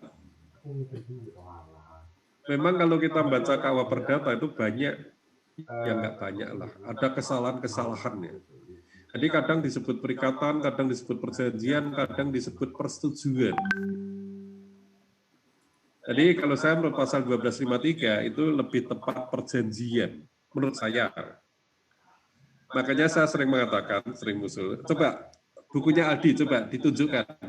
Yang dibaca tadi apa? Seperti apa bukunya? Itu sebentar. Berarti lebar ya ini? Lebar. Coba pasal 1339 Aldi, pasal 1339. Cetakan baru itu berarti. Pasal 1339, suatu perjanjian tidak hanya mengikat untuk hal-hal yang dengan tegas dinyatakan di dalamnya, tetapi juga untuk segala sesuatu yang menurut sifat perjanjian diharuskan oleh kepatutan, kebiasaan, atau undang-undang. Oh iya, sama berarti itu. Coba mungkin ada yang lain di situ bukan kepatutan tapi keadilan. Saya, Pak, lain, Pak. Ya, Varian, coba. 1339. Pakai coba, bukunya apa? Tunjukkan dulu. HP apa buku? Ini, Pak. Oh iya, ini kelihatannya keadilan tuh nanti. Coba baca. Iya, ini, Pak. Pasal 1339, persetujuan tidak hanya mengikat apa yang dengan tegas ditentukan di dalamnya, melainkan juga segala sesuatu yang menurut sifatnya persetujuan dituntut berdasarkan keadilan, kebiasaan, atau undang-undang. Nah, ini kan bukti real ya. Yang dibaca Aldi sama varian beda. Aldi perjanjian, varian persetujuan. Aldi kepatutan, varian keadilan. Nanti di HP juga muncul keadilan. Makanya ini yang sering saya sampaikan. Apakah salah juga enggak? Karena ini kan translate. Siapa yang mentranslate kan sesuai dengan kemampuan bahasanya. Makanya saya sering mengusulkan, bahwa KUHD, KUH Perdata, KUH Pidana itu ditranslate oleh satu saja, BPN. Badan Pembinaan BPHN, Badan Pembinaan Hukum Nasional. Nah, beliau kan mudah mencari pakarnya, mudah mencari yang ahli bahasa Indonesia, mudah mencari ahli bahasa Belanda, mudah mencari bahasa Indonesia kan bahasa Inggris mudah, sinkronkan kemudian satu. Nah, ini kata, sehingga kalau saya ya agak diskusi ya mendengar dari yang senior pernah berkata begini, Rif, nek gurgulei KUH Perdata itu banyak salahnya. Tapi saya bilang sama saudara, saya nggak berani mengatakan banyak, ada. Ya. Memang begitu, makanya kita kan banyak ruang untuk debat itu hanya karena kosakata yang menerjemahkan, translate itu kan tidak sama. Itu, jadi prinsipnya di situ, jadi pasal 1313 saya tertarik sependapat dengan C. Satrio sama R. Setiawan mengikatkan dirinya dalam kurung atau saling mengikatkan dirinya. Ya. Jadi kedua belah pihak aktif. Doktrin pendapat ahli ini suatu persetujuan dengan mana dua orang atau lebih saling mengikatkan diri untuk melaksanakan suatu hal dalam lapangan harta kekayaannya. Jadi memang kalau hukum perikatan lebih banyak pada harta kekayaan, kemudian masih dihubungkan dengan buku kedua, hukum benda ya. Jadi buku ketiga dan buku kedua itu dekat karena objek dari perjanjian, objek yang dibicarakan itu saling melengkapi. Tapi kalau benda, ya, buku kedua itu langsung definisinya, ya. Pasal 499 itu langsung benda. Benda adalah. Tapi kalau buku ketiga perikatan diawali adanya pasal 1233. Itu diawali dengan sumber perikatan. Sehingga pengertian perikatan tidak diatur dalam KUH Perdata. Tapi kalau buku kedua benda, pasalnya diawali dari pasal 499, itu langsung definisi benda. Harta kekayaan. Jadi harta kekayaan, harta menurut saya harta yang mempunyai nilai ekonomis. Perikatan yang ditimbulkan karena adanya hubungan kontraktual atau perjanjian yang disepakati para pihak. Sengaja dibuat oleh para pihak. Jadi sebenarnya kalau saudara mau mempelajari kontrak, itu pasti awalnya itu didasarkan adanya perbedaan kepentingan, perbedaan pendapat, perbedaan keinginan, ketidakseimbangan. Nah, dari semua perbedaan itu kemudian didekatkan ingin mendapatkan satu persamaan, tetapi juga tidak bisa. Nah, untuk mengikat kepentingan para pihak, maka dibuat adanya norma. Nah, norma yang mempunyai kekuatan mengikat dan adanya pemaksa, itu adalah norma hukum. Makanya kemudian dituangkan dalam bentuk hukum, yaitu merupakan kontrak. Kalau kontrak bagian hukum berarti adanya kekuatan yang mengikat, bisa dipaksakan. Ya. Jadi peraturan itu kan mengatur norma. Ya. Contoh jual beli, sewa menyewa, tukar menukar, pemberian kuasa. Ya. Jadi pemberian kuasa diatur dalam pasal 1792. Kuasa itu bisa tertulis, bisa tidak tertulis, pasal 1793. Tapi kalau surat kuasa itu harus tertulis. Dan kuasa itu bisa dicabut. Makanya dalam kuasa kan juga perjanjian. Apakah perjanjian itu bisa dicabut oleh salah satu pihak? Bisa. Pemberian kuasa, perjanjian pemberian kuasa. Bisa dicabut. Sampai jam berapa ini nanti? Jam 11 lebih ya? 11:05, Pak. 11:05. Ini jam saya jam 10:45. Masih kurang 20 menit. Mari silahkan, mungkin ada yang bertanya. Bebas ya, tanya aja. Saya lebih suka diskusi. Izin bertanya lagi, Pak. Mari silakan, Mirsa. Tadi kan Bapak menyebutkan bahwasanya perjanjian perikatan itu di KUH dengan di internet itu kan mungkin ada beberapa kata yang berbeda. Terus kemudian dari dosen Bapak itu menyebutkan banyak salahnya, sedangkan Bapak sendiri mengatakan ada salahnya. Mungkin Bapak yang sudah berpengalaman di bidang hukum mungkin bisa menyebutkan suatu kasus ataupun istilahnya menemui hal semacam ini, beda tafsir antara KUHP dengan suatu hukum lainnya gitu Pak. Iya, saya nggak usah jauh-jauh, nanti mungkin kalau saudara dengar dari teman saya, dosen saudara, kalau saya menyebutkan 1339 itu sumber perjanjian, tapi ada yang mengatakan sumber perikatan. Iya. Contohnya itu, tadi banyak diskusi itu. Makanya kemudian, kalau saya begini ya, untuk membuat benar dan tidak, itu lebih baik kita ranahnya keluar. Keluarkan di luar banyak yang ahli. Nah, disitulah kita bisa menemukan ilmu. Suatu misal gini, saya pesan kepada mahasiswa, kalau ini saya pesannya, tapi mungkin juga bisa disalahkan oleh orang lain, nggak apa-apa. Tapi bagi saya, sementara saya anggap benar. Kalau saudara menemukan kata undang-undang dalam KUH Perdata, tolong saudara maknai, saudara artikan, saudara terjemahkan peraturan perundang-undangan. Contoh real aja, Mirsa. Sumber perikatan bisa dilahirkan karena perjanjian dan undang-undang 1233. Setuju ya? Ya. Kemudian salah satu asas perjanjian adalah fakta sunt servanda. Kekuatan hukum perjanjian sama dengan undang-undang. Setuju? Pasal 1338 alinea 1. Ya, setuju ya? Saya pegang penafsiran gramatikal, undang-undang. Oke. Kalau undang-undang saya tarik dalam Undang-Undang Nomor 15 Tahun 2019, Pasal 7, tentang tata urutan peraturan perundang-undangan, undang-undang itu ada di posisi ketiga. Yang pertama Undang-Undang Dasar 45, yang kedua TAP MPR, yang ketiga Undang-Undang atau Perpu.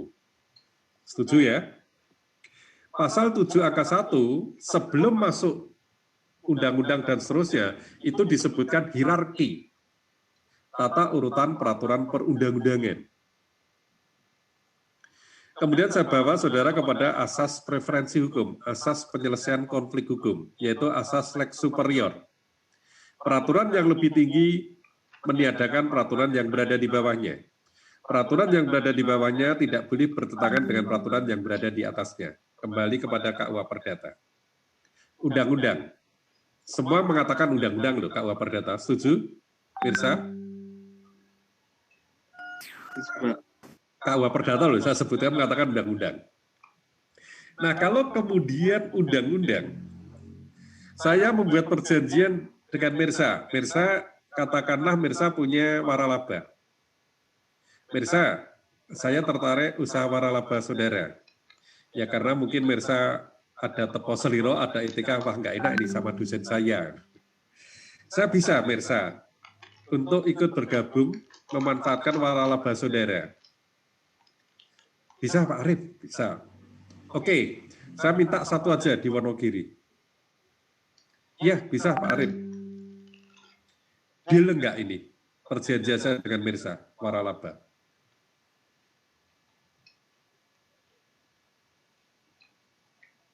Mengikat enggak? Sah enggak? Mirsa, saya waralaba kan ada dua kan? Bisa menunjuk tempat, bisa menunjuk daerah. Saya tempat aja, Mirsa, saya minta. Saya enggak minta lah, saya pengen bergabung dengan punyaan saudara, kalau minta terkesan saya lebih tinggi ya, saya pengen bergabung. Oke Pak Arif, di mana? Saya minta di Wonogiri. Oke. Deal ya, Mirsa, saya sedia. Oke, kewajiban saya apa? Oke, saya penuhi. Deal.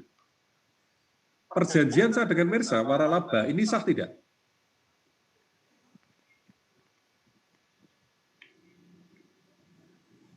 Saudara belum pernah baca PP waralaba ya? Perjanjian waralaba harus tertulis, harus. Berarti ucapan saya dengan Mirsa tadi kan tidak mengikat. Tahu maksud saya? Iya. Karena paham Pak. PP-nya waralaba itu harus tertulis. Oke, paham ya. Kemudian saya berargumentasi. Ya. Perjanjian saya dengan Mirsa, lisan, didengarkan semua mahasiswa, Secara yuridis KUH Perdata, sah tidak kesepakatan?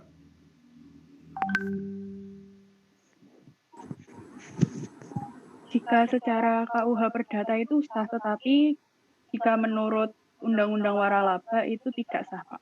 Ya, saya mengesampingkan waralaba dulu, KUH Perdata. Makanya saya bilang, KUH Perdata, sah tidak perjanjian saya dengan Mirza? Sah, Pak. Kalau kesepakatan, Pak. Sah ya? Sah. Sah, oke. Kalau sah, kemudian boleh nggak saya menyimpangi PP waralaba? Kan tadi kalau ada lex superior itu, Pak. Mungkin tidak boleh menyimpangi, Pak, karena itu kan peraturan khusus. Peraturan khusus? Loh, peraturan khusus itu harus sama loh, varian undang-undang dengan undang-undang. Ini waralaba itu PP loh, di bawah.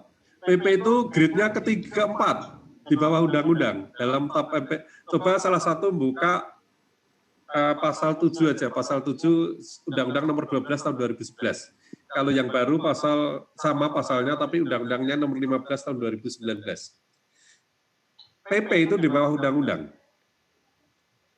Nah, kalau kemudian saya menggunakan asas fakta sunt servanda, kekuatan hukum perjanjian, itu kan sama dengan undang-undang. Kalau kemudian saya menggunakan asas lex superior, kedudukan undang-undang lebih tinggi daripada PP. Berarti kalau saya sepakat dengan Mirza, oke, perjanjian, nggak usah tertulis, waralaba, sah nggak perjanjian saya? Kalau menurut PP nggak sah waralaba, karena mensyaratkan tertulis kan. Tapi kalau kita di KUH Perdata, fakta sunt servanda, nah PP itu kan di bawah undang-undang. Ini yang saya sampaikan pada saudara, tolong, saya selalu pesan, pada saat saudara menemukan kata undang-undang, tolong saudara artikan, tolong saudara terjemahkan peraturan perundang-undangan. Apakah di luar sana, di luar UNS juga seperti itu? Iya. Saya mengatakan iya. Karena apa? Ini terjadi pada diri saya sendiri. Iya. Pada waktu itu APHK di Surabaya. Saya sebagai audien peserta. Pembicaranya Prof. Sogar. Pernah dengar nama Prof. Sogar? Guru besar, nggak tahu ya. Beliau guru besar UNER, Perdata, ketua kami, ketua Asosiasi Pengajar Hukum Keperdataan. Beliau sebagai pembicara, saya audien di atas, posisinya di UNER itu seperti tetap di bioskop. Beliau mengatakan sumber perjanjian. Mengatakan yang pertama, perjanjiannya sendiri. Yang kedua, kepatutan. Yang ketiga, kebiasaan. Yang keempat, berhenti lama. Yang jawab saya, undang-undang. Beliau mengatakan peraturan perundang-undangan. Jadi sebelum saya mendengar beliau, saya sudah berpendapat seperti itu.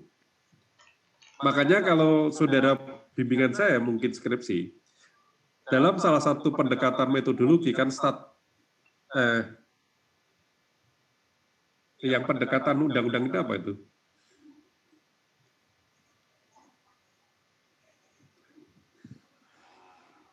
Sebentar. Pendekatan undang-undang. State to approach, Pak. Apa? State to approach. Bukan. Lupa saya. Biasanya hafal saya. Pendekatan legal standing. Ya udah, kita aja. Nanti kalau ketemu. Jadi, kalau kemudian belum undang, saat itu juga saya suruh menambah peraturan. Kalau saudara ragu, yang dimaksud undang-undang di sini adalah berupa peraturan perundang-undangan yang diatur dalam Undang-Undang Nomor 15 Tahun 2019. Itu biasanya saya langsung mengarahkan mahasiswa seperti itu untuk menghindari perdebatan di belakangnya. Kalau kemudian saudara tidak menambah itu, kalau saya penguji akan saya tanyakan. Kalau saudara tetap kekeh pada undang-undang, berarti nanti pada saat kita bicara PP, itu kan di bawah undang-undang perjanjian. Tapi kalau kemudian tidak boleh bertentangan dengan peraturan perundang-undangan, berarti termasuk PP, termasuk perda. Nah, itu maksud saya begitu. Jadi, itu Mirza, jadi kalau makanya saya nggak berani banyak, Mirza, ya ada, makanya kan saya ada. Tapi di luar sana, guru besar, ahli perdata mengatakan banyak, Pak Rif, kalau mau mencari kesalahan perdata. Banyak sekali gitu. Ya sudah, saya mengatakan, makanya tadi saya mengatakan saya nggak berani mengatakan banyak, tapi ada. Dan itu bukti real yang sudah saya sampaikan, dan pada waktu itu memang yang menjawab saya. Saya mengatakan undang-undang, dia mengatakan peraturan perundang-undangan. Oh ya, berarti sama. Apa alasannya? Rex Finding, menemukan hukum. Ya, kira-kira gitu. Misalkan saudara aja baca KUH Perdata, nanti kan saudara pada pasal membaca perjanjian, pasal lain persetujuan, mungkin masuk perikatan, seperti 1233. Ya, tapi tadi 1253.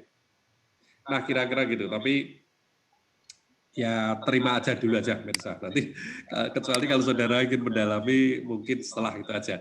Yang penting segi praktisnya, saudara misalkan ditanya bisa menjelaskan gitu. Misalkan saya undang-undang, kalau bimbingan saya langsung saya arahkan. Undang-undang dalam ini peraturan perundang-undangan.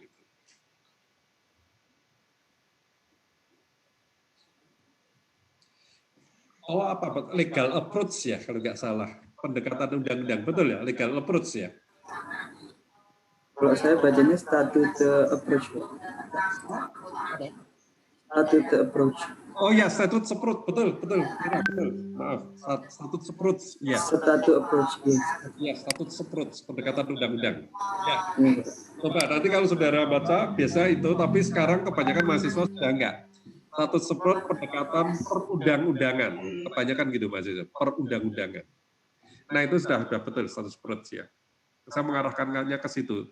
Cuma maksud saya untuk menghindari nanti dibawa oleh yang lain ke sesuai dengan pikirannya. Gitu. Jadi saya selalu mengarahkan, tolong kalau saudara nulis, bawalah orang yang membaca itu ke alam pikiran yang ada pada saudara.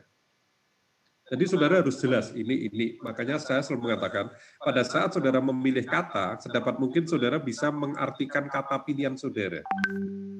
Jangan kemudian nanti ada kata ini bisa dibawa ke sana, bisa dibawa ke sini, tapi saudara bingung. Jadi tegas saja. Maksud saya ini. Jadi kalau teori ya tegas saja, teorinya kan teori tidak hanya satu.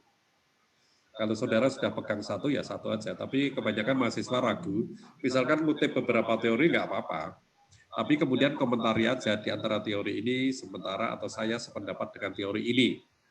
Tapi biasanya mahasiswa S1 nggak berani berpendapat, setuju? Kalau saya nggak apa-apa, pendapat aja sudah. Saya selalu mengatakan kebenaran itu tidak hanya milik profesor, enggak. Tidak hanya milik doktor juga enggak, tidak hanya milik master enggak, tidak hanya milik sarjana enggak, semua bisa benar.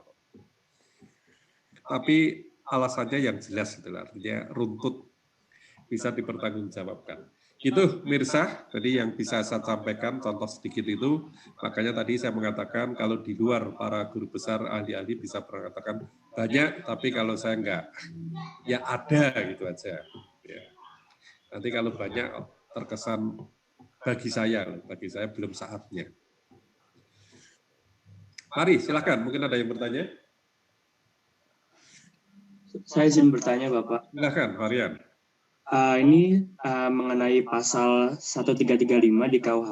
Saya tadi membaca suatu persetujuan tanpa sebab atau dibuat berdasarkan suatu sebab yang palsu atau yang terlarang tidaklah mempunyai kekuatan. Nah, mungkin saya bertanya di sini, apakah ada Pak contoh real di dunia ini suatu persetujuan yang dilakukan tanpa ada sebab atau tanpa ada latar belakang?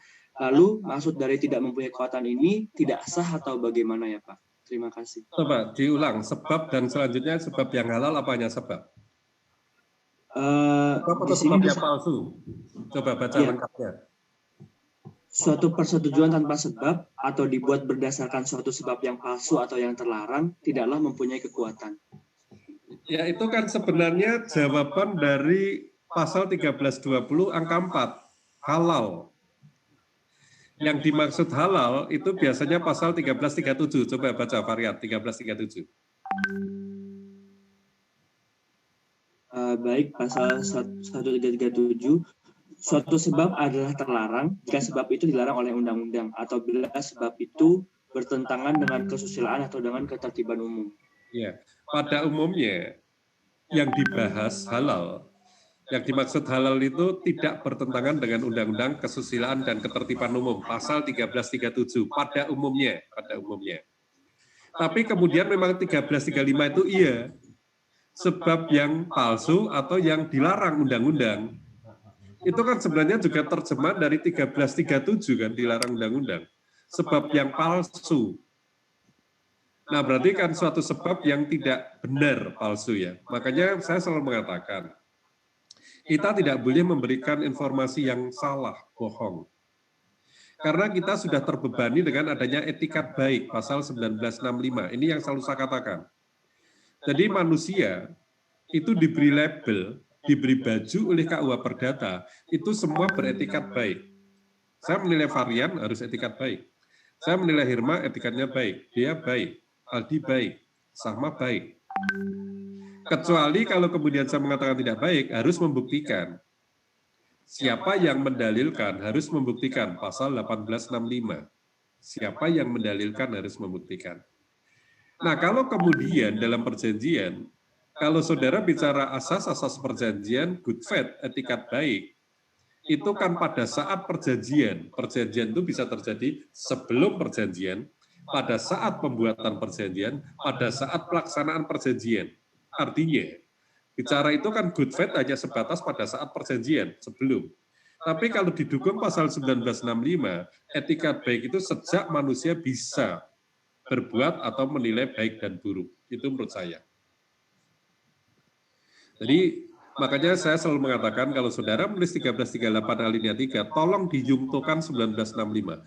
Ini yang jarang terbaca. Nah, kalau ini, saya sederhana, saya di APAK, kemudian ada salah satu di WhatsApp itu grup, lihat pasal 1965. Kalau ini yang menulis adalah Prof. Isnaini, guru besar UNER Perdata, termasuk guru dosen yang benar-benar saya hormati. Beliau benar-benar saya hormati sampai sekarang. Padahal nggak ngajar saya. Tapi sampai sekarang komunikasi baik. Dia hanya nulis, lihat pasal 1965. Makanya saya pesan, kalau saudara ada pasal, tolong saudara baca aslinya. Ternyata setelah saya baca, kan bagus sekali itu, 1965 kan jarang yang menggunakan, jarang yang membaca. Sehingga pada waktu saya menyampaikan paparan di UNER Surabaya, beliau ada duduk di depan, saya menyampaikan malah, mohon maaf, mohon izin Prof. Ini saya sampai sekarang teringat isi pasal 1965, itu hanya pada waktu itu saya membaca WA Prof. Isnaini di grup, lihat 1965. Nah, tolong kalau saudara sempat, ya memang memerlukan waktu, kalau baca pasal, baca aslinya. Kalau menunjuk angka pasal, cari aslinya. Itu akan lebih mudah saudara pada saat membaca. Kalau saya gini, saya baca sekali nggak tahu, saya ulang-ulang. Kemudian saya cari, apa tuh ini makna dari pasal ini, setelah ketemu ya sudah. Makanya mungkin kadang saudara menilai Pak Arif hafal pasal, ya karena proses. Saya ulang-ulang. Itu varian, jadi 13, biasanya kalau saudara baca literatur, itu kebanyakan 1337. Tapi kalau ada 1335 juga tidak salah. Tapi sebenarnya 1335 itu kan mengakomodir 1337 yang tidak boleh bertentangan dengan undang-undang. Hanya di situ disebutkan sebab yang palsu atau melanggar undang-undang, kan begitu. Nah, itu artinya menerjemahkan pasal 1337. Maka silakan. Kalau saudara varian tertarik, mungkin saudara cari literatur yang bahas tentang skul dan haftung. Skul itu kewajiban prestasi, haftung itu kewajiban yuridis. Jadi misalkan saya pinjam varian untuk beli ganja gitu tadi ya. Maka skul kewajiban prestasi itu namanya utang piutang itu wajib. Dilihat dari norma apapun, norma agama, norma sopan santun, kesusilaan, etika wajib. Tapi begitu kita menyentuh norma hukum, ternyata norma hukum belum tentu sama dengan norma agama, norma kesusilaan, norma sopan santun ya. Karena kalau objeknya suatu perbuatan yang dilarang, tidak ada kewajiban berprestasi. Tidak ada kewajiban yuridis, mohon maaf. Jadi ada kewajiban prestasi, tapi tidak ada kewajiban yuridis. Oke, mungkin jamnya sudah melebihi, mohon izin semuanya. Nur, Dia? Iya, Pak. Silakan nanti mohon bantuan Mbak Dia untuk dimasukkan. Ini kuliah UTS terakhir ya, nanti saya komunikasi sama Nur sama Dia tentang ujiannya. Mungkin mudah-mudahan nanti bisa saya selesaikan dan saya sampaikan, silakan dikomunikasikan. Dan nanti saya minta hard file ya, jadi silahkan dikoordinir Cara jawabnya mungkin yang mengkoordinir siapa, lewat WA atau lewat email terserah. Tapi saya mohon izin kepada mahasiswa, nanti dikirim ke rumah hard file. Kira-kira keberatan nggak? Saya minta dikirim hard file. Tidak, Pak. Ya, alhamdulillah, terima kasih. Ini ucapan saudara, jadi silahkan dikoordinir, teman banyak kan, mungkin cari yang Solo, di pos, atau mungkin kalau ada yang Wonogiri aja, nggak apa-apa.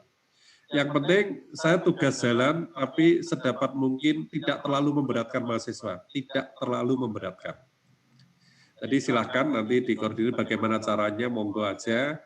Mungkin ada yang lebih canggih cara ngeprint, monggo, nanti yang penting dikirim ke saya hard file.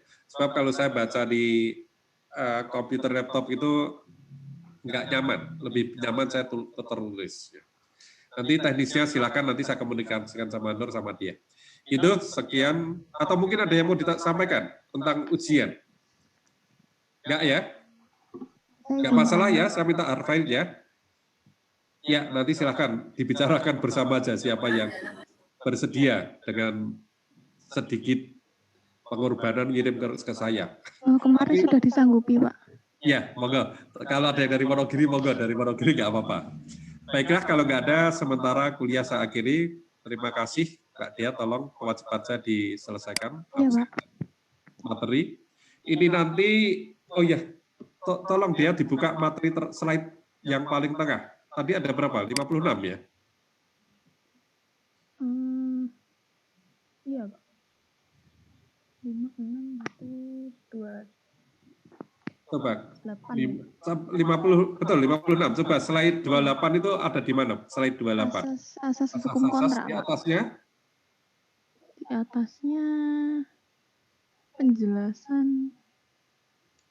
Oh, penjelasan. Oh ya sudah. Ya sudah. Sementara saya sampai 27 ya. Sementara. Tapi nanti kalau ada perubahan saya lewat Nur sama dia. Jadi nanti saya berikan soal, saya ngambil dari itu, nanti saya komunikasikan lewat Nur sama dia. Ya, gitu. Sekian, terima kasih. Selamat siang. Semoga kita semua selalu dalam keadaan sehat dan terhindar dari COVID, dan mudah-mudahan segera berakhir. Sehingga lagi. Pak Dia, tolong di untuk semua ya, sinkron, apa itu namanya di screenshot, Pak. Oh, sudah, Pak. Sudah, ya sudah. Untuk bukti nanti kalau suatu saat ditanyakan. Ya, kalau sudah nggak ada, terima kasih semuanya. Selamat siang. Mohon izin salaf. Wassalamualaikum warahmatullahi wabarakatuh. Waalaikumsalam warahmatullahi wabarakatuh. Terima kasih, Pak Arif. Terima kasih, Pak Arif. Semuanya.